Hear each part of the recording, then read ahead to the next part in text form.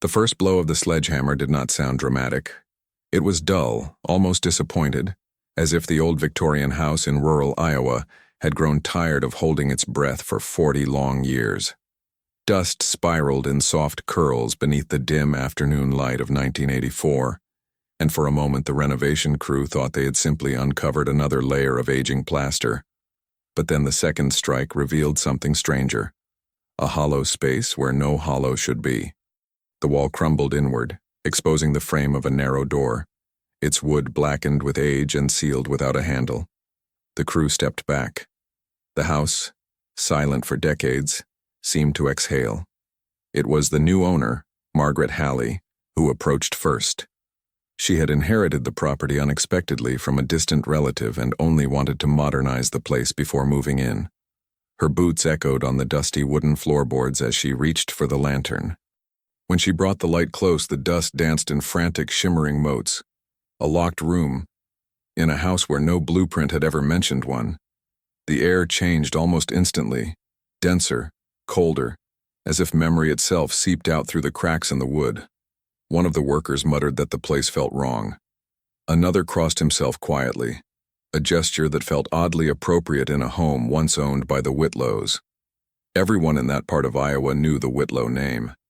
Though the family had since dispersed, their shadow remained. And with that shadow came the whisper of a boy who had vanished in 1944, leaving behind only rumors and the echo of a search that had grown more desperate with each passing day. Thomas Whitlow, small, restless, and bright-eyed, had walked out of the house one summer evening and was never seen again.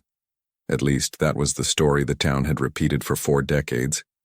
Margaret's pulse quickened as she ran her fingers along the frame of the door.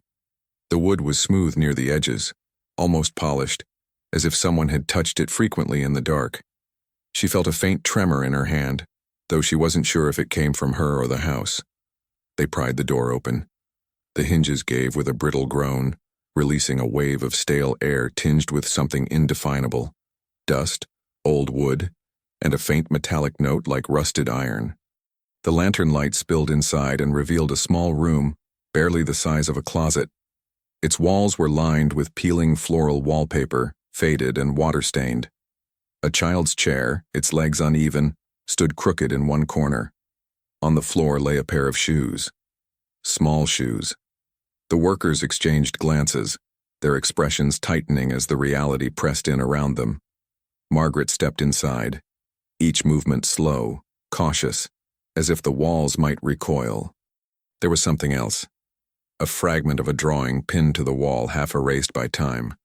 A crude pencil sketch of a farm field, the lines shaky, uncertain. Beneath it, a signature barely visible. Thomas. Margaret swallowed hard. She could feel the weight of the house now, pressing on her chest, thick with unresolved stories. In the center of the room lay what remained of a small body, curled slightly, as if asleep. The lantern flickered as though trying to decide whether to illuminate or retreat from the truth. Someone gasped. Someone else whispered a prayer. Outside, the wind shifted against the siding of the house, producing a low, mournful creak.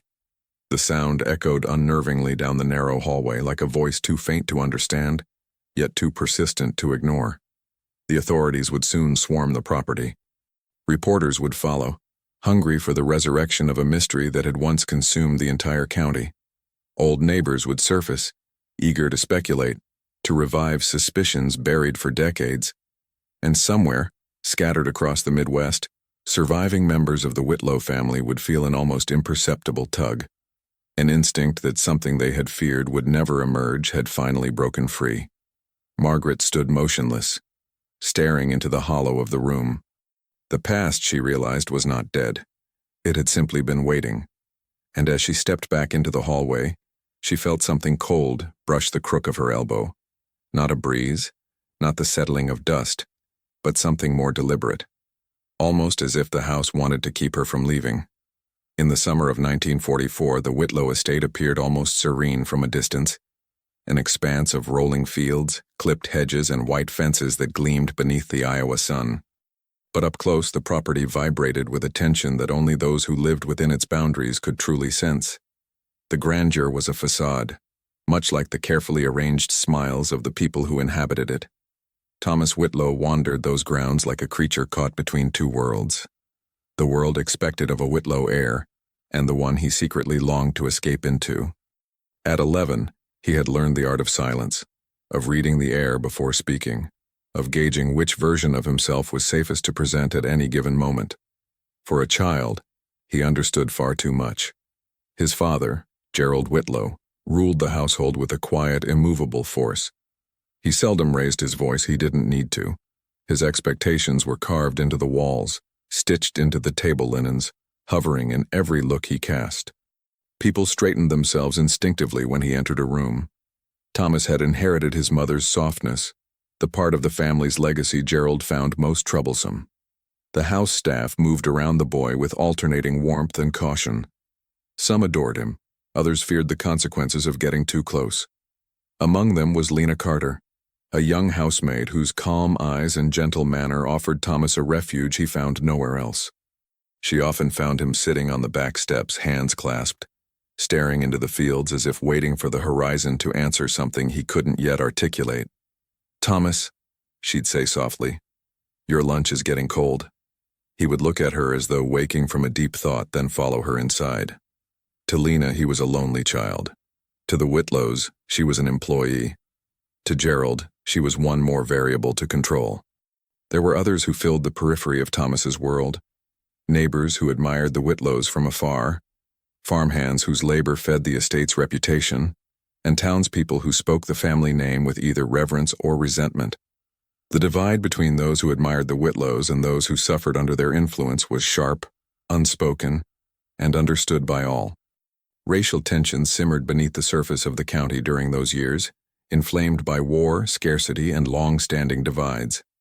For some families, the Whitlows symbolized opportunity. For others, oppression. Thomas absorbed these fractures without understanding them fully, but he felt their weight. He felt everything. On particularly hot days, when the air clung to the skin like syrup and the cicadas screamed from the trees, Thomas escaped to the old storage shed at the edge of the property. It was the one place Gerald never disturbed. Dusty tools and forgotten furniture filled the dim corners, but to Thomas it was a sanctuary. It was here he began drawing. Sketches of fields, of birds in flight, of the old willow tree that bent toward the creek. Sometimes Lena found them tucked under books or discarded near the kitchen stove. No one else seemed to notice them, not until years later, when a single faded drawing would reappear in a room never meant to be found. Inside the main house, tensions simmered. Gerald's brother Edmund Whitlow had recently returned from Chicago under circumstances no one fully discussed. His presence brought a different kind of heaviness to the household, the sort that carried secrets, debts, and shadows too large to confine to a single man. When Edmund watched Thomas, there was something unreadable in his gaze, like he was seeing more than a child should ever be forced to reveal. Margaret's later renovation crew would never learn these old dynamics, but the air within the Whitlow home had long remembered them. As the summer of 1944 deepened, the rituals of the household grew sharper. Gerald became more rigid. Edmund grew more restless. The staff whispered more carefully, and Thomas, sensitive, observant Thomas, absorbed every shift, every tremor, every unspoken warning. One evening, as the sky bruised into a deep violet, Thomas lingered near the staircase after dinner. He heard his father's voice in the study, low and tense. Edmund's voice followed, edged with frustration. A name was mentioned. Thomas couldn't quite hear it clearly, but the tone chilled him. Something in him knew that the world inside that study was not meant to be crossed. He stepped back quietly, retreating toward the shadows of the hallway, and that was when he noticed the door beneath the main staircase closed but not fully. A sliver of darkness seeped through the crack, like a silent invitation. He had passed that door all his life, never thinking about it. But that night something felt different. The crack seemed almost deliberate. The July heat of 1944 pressed against the Whitlow estate like a heavy palm, flattening sounds and thickening the air until even the cicadas seemed strained. It was the kind of heat that made tempers short and secrets harder to hold. Within the walls of the grand Victorian house, the atmosphere had tightened into something brittle, ready to splinter under the slightest pressure. Thomas felt it everywhere, in the stiff movements of the staff, in the clipped tone of his father's voice, in the way Edmund prowled the halls like a man searching for something he had already lost. Even the house seemed tense, its floorboards creaking differently, its shadows stretching a little too long. Yet it was the door beneath the staircase that lingered in Thomas's mind. That narrow, seldom-noticed door had always been part of the house's architecture, blending perfectly into the woodwork. A place for storage, perhaps. A dead corner. Something unimportant. But the night he saw it slightly ajar, something inside him, intuition or fear he couldn't tell, urged him to step closer. He didn't open it. Not yet. Instead, for days he carried the image of that darkened sliver like a secret in his pocket, feeling its tug whenever he passed the staircase. But the tension in the house only grew, and soon he sensed that whatever lay beyond that door was connected to the increasingly strained undercurrent around him. Gerald's study became a fortress of heated whispers. Edmund vanished for long stretches, returning with dirt on his boots and a restless gleam in his eyes. Lena tried to distract Thomas with small kindnesses, freshly baked rolls, stories whispered in the pantry when the house felt too quiet. But even she seemed unsettled, her voice occasionally drifting into a tremor she tried to hide. And then there was the argument. It exploded one sweltering afternoon when the sky hung pale and swollen, threatening a storm that refused to break. Thomas was upstairs, sitting cross-legged on the floor of his bedroom, sketching the willow tree he loved. The graphite smudged beneath his fingertips as he shaded the branches, each line an escape, each stroke a breath of freedom. Then his father's voice bellowed from downstairs. He had never heard Gerald shout like that before. The sound tore through the house, ricocheting off the walls. Edmund shouted back, words sharp and cutting but muffled by distance and the pulse pounding in Thomas's ears. He crept toward the hallway and pressed his hand against the banister. The argument grew clearer. Not my responsibility, Gerald. You brought this into my house. You think you can hold everything together by sheer force? Look around you. A crash. Glass exploding across the floor. Thomas flinched. He recognized something in his uncle's tone, a recklessness, a bitterness he had seen only in glimpses. But his father, Gerald sounded cornered, afraid even. It was a sound Thomas had never known was possible. He took one cautious step down the stairs. Lena appeared from the kitchen, eyes wide, gesturing desperately for him to stay back. But Thomas's curiosity pulled him forward. He had lived in this house his entire life without understanding it. Now he felt, for the first time, as if the truth was trembling close enough to touch.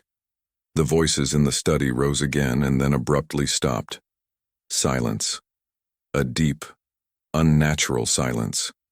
Thomas reached the bottom of the steps just as the study door opened.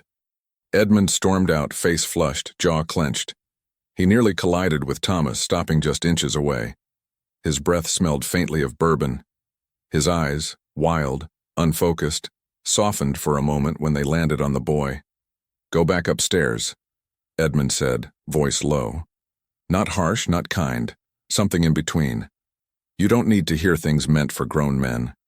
Before Thomas could respond, Edmund walked away, shoulders tight, boots striking the floor with too much force. The study door remained open. A ribbon of cigarette smoke curled out into the hall. Gerald sat behind his desk, elbows braced on the wood, hands covering his face. For a man who had built his entire life on authority, the posture was startlingly fragile. Thomas stepped inside. His father dropped his hand slowly. The mask returned almost instantly, but a crack remained in it, thin, trembling, unmistakable. "Thomas," Gerald said, voice composed but frayed at the edges, "you should be preparing for supper." Thomas nodded, though he didn't move. His gaze drifted to the corner of the room where something metallic glinted beneath a fallen ledger. Gerald followed his eyes and in a swift and deliberate motion slid his boot to cover it. "Go," he repeated. This time Thomas obeyed. But as he turned toward the hallway, his eyes settled once more on the door beneath the staircase. The crack of darkness looked slightly wider now, and for the first time he sensed, not imagined, not feared but sensed, that something behind that door was waiting for him, something that had been waiting for a long time. By August of 1944, the disappearance of Thomas Whitlow had already begun shaping itself into a legend, though no one would call it that aloud. The search parties combed the fields, the woods, the riverbanks. Daily newspapers in nearby counties printed his photograph, a boy with solemn eyes standing stiffly beside the family's parlor piano. Neighbors whispered theories beneath their breath. Officials circled the estate with notebooks and questions that yielded nothing but tighter-lipped answers.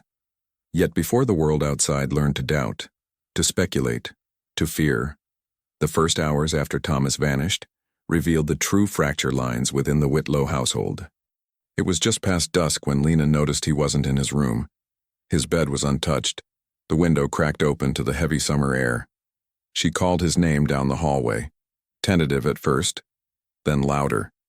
The sound carried through the stairwell, colliding with the thick quiet that had settled over the house since the argument 2 days earlier. Gerald appeared at the top of the stairs, his expression rigid. Edmund emerged seconds later, face shadowed and unreadable. "He isn't in the garden," Lena insisted. "He always goes there before supper, but he never stays out this late." "You're overreacting," Gerald replied. But something in his voice betrayed him, an undertone of dread he could not fully conceal. Within minutes, lanterns flickered to life on the porch. Gerald barked orders at the farmhands, sending them down the property lines. Edmund offered to search the shed by the creek, though his urgency seemed oddly forced, as if he were performing concern rather than feeling it. Inside the house, the tension tightened further. Staff whispered among themselves, wondering whether this was connected to the argument they had overheard days earlier. A few had seen Edmund's boots caked with unfamiliar mud. One had seen Gerald burning papers in the early morning light. But suspicion was a dangerous thing on the Whitlow estate. Words spoken too freely had a way of turning into consequences. As the night deepened, the search widened. Men shouted Thomas's name toward the endless rows of corn. Dogs sniffed the dirt paths. The old storage shed, Thomas's sanctuary, was inspected twice, then a third time. His drawings remained there, curled at the edges, untouched. But the boy was nowhere. By midnight, a thunderstorm rolled in from the west, lightning slicing through the sky. The rain fell so violently that lanterns sputtered and men were forced to retreat. Gerald called off the search until dawn. His voice was steady, but his hands shook when he thought no one was looking. Lena stayed in the parlor, staring through the rain-streaked windows toward the fields. She knew Thomas better than anyone in that house. He did not wander aimlessly. He did not run away from storms. Something about his disappearance felt wrong, planned, almost choreographed. As if someone had anticipated the weather, the panic, the darkness. And then there was the door beneath the staircase. She had never paid attention to it before, but earlier that afternoon, while tidying the hallway, she had noticed a faint scuff on the wood. Fresh. Out of place. And when she pressed her palm to the door, she could have sworn she felt a breath of cool air seep from the crack. Unnatural in a house that trapped heat like a furnace. She mentioned this to Gerald. He dismissed it instantly. By sunrise, state officers had arrived, their crisp uniforms and notepads bringing an almost ceremonial weight to the crisis. They questioned Gerald first. His answers were precise, practiced, delivered with the calm authority of a man accustomed to being listened to. Edmund's interview was different, shorter, strained, his gaze shifting toward the stairs more often than seemed natural. Lena's turn came last. She told them what she could. Thomas's habits, his gentle nature, his lingering anxieties, the argument she had overheard only fragments of. She hesitated to mention the door. When she finally did, the officer paused. "Locked room?" he asked. "Does the family use it?" "I'm not sure," she replied. "I only felt something strange there." Strange. She hated the word the moment it left her tongue. It sounded childish, superstitious, unhelpful. But the officer wrote it down anyway, his pencil scratching the paper slowly, thoughtfully. Before he could ask more, Gerald stepped in, his tone sharp. "That area of the house is irrelevant." The officer's eyes flicked toward him, curious, faintly skeptical. "Even so, we'll inspect the premises fully," he said. But that inspection never happened. A storm warning forced the officers to halt their sweep until the following morning. Gerald insisted they return once conditions improved. They agreed. The next day they did return. But the door beneath the staircase, the one Lena had described, was no longer ajar. It was sealed, perfectly flush, as though it had never been opened, or never meant to be found again. And somewhere within the silent walls of the house, a soft, almost imperceptible thud echoed, as if something inside had just shifted. When the locked room was uncovered in 1984, the town of Baxter Creek behaved as though the past had broken through the floorboards and crawled into the present. Police cars lined the gravel drive. Neighbors gathered near the fence with folded arms and unsettled eyes. Newspapers revived headlines they had stored away decades earlier, and the Whitlow name, once spoken with reverence or resentment, returned as a whisper of caution. Margaret Halley stood on the porch of the old house, feeling the weight of a story she had never lived pressing itself into her lungs. She had inherited the property without sentiment, but now it clung to her like a living thing. The locked room was no longer just a discovery. It was an accusation. Inside the parlor, officers laid out the artifacts found in the hidden space. The child's shoes, the brittle drawing, the remnants of a life cut short. Forensics confirmed what the bones already suggested. Thomas Whitlow had died there, alone, unfound. But the haunting question, the one that had haunted the town for 40 years, was no longer. What happened to him? It had shifted into a sharper, colder shape. Who put him there? Interviews began anew. Surviving members of the Whitlow line were contacted. Some refused to speak. One sent a lawyer. Another, an aunt in Missouri, dissolved into tears before the officers even finished explaining why they had come. She confessed nothing, but her silence trembled with history. But it was the testimony of Lena Carter, now in her late 50s, that reshaped the investigation. Her voice, though lined with age, carried the clarity of memory sharpened by guilt. She described the argument between the brothers, the strange tension in the house, the door beneath the staircase. She described the way it had mysteriously sealed itself overnight. She spoke of Edmund's agitation, Gerald's contained panic, and the sense that something in the house had been rearranged during the storm. Then she spoke of Thomas, his sensitivity, his drawings, his quiet fear. The officers listened differently to her than they had in 1944. Not because her words carried more detail, but because now, for the first time, there was undeniable evidence that something terrible had happened inside the Whitlow home. Old records were re-examined, and what emerged was a pattern of inconsistencies that had been overlooked or ignored decades earlier. Gerald Whitlow had filed the missing person report with astonishing speed. Edmund had insisted on searching the shed alone, multiple times. A farmhand had claimed he saw a lantern lit inside the house after midnight, long after the search had stopped. Another recalled Edmund carrying something heavy beneath a tarp during the storm. But when pressed, none of them could agree. Memory, softened by time and fear, was slippery. And yet one thing became clear. The locked room did not build itself, and a boy did not seal himself inside. Margaret, though uninvolved, felt the house tugging at her, urging her to understand more than the documents revealed. One evening, after the officers had left, she walked the hallway alone. The reconstructed wall stood partly open, the hidden room exposed like a wound. She stepped inside. The air was still heavy with a coldness that did not match the season. The wallpaper, fragmented and curling, seemed to breathe in the lantern light. On the floor, the outline where the chair had once stood looked like a shadow etched into the boards. She imagined Thomas there, small, afraid, listening to footsteps above him, listening to whispers through the walls, listening to the storm swallow his final breaths. But as she turned to leave, her eyes caught something she hadn't noticed before. A faint marking near the baseboard, a thin line drawn in graphite. She crouched and brushed away dust. It was a second signature, not Thomas, just a single initial, E. Her blood ran cold. The officers returned the next morning, removing the baseboard carefully. Behind it, they found a narrow cavity, no larger than a hand's breadth. Inside it lay a metal object, rusted but intact, a small key engraved with the Whitlow crest, the key to the locked room. Gerald had died years earlier. Edmund had vanished in 1951, leaving behind unpaid debts and a trail of rumors stretching from Illinois to Kansas. Neither man would ever be questioned again. And yet their shadows remained in that little room, in the coldness of its air, in the final drawing on its wall. Margaret left the doorway slowly. Behind her, the room seemed to darken, as though trying to reclaim what little light remained. And just before the officers sealed the space for evidence processing, one of them paused. He thought he heard something inside. A soft shift. A faint scrape.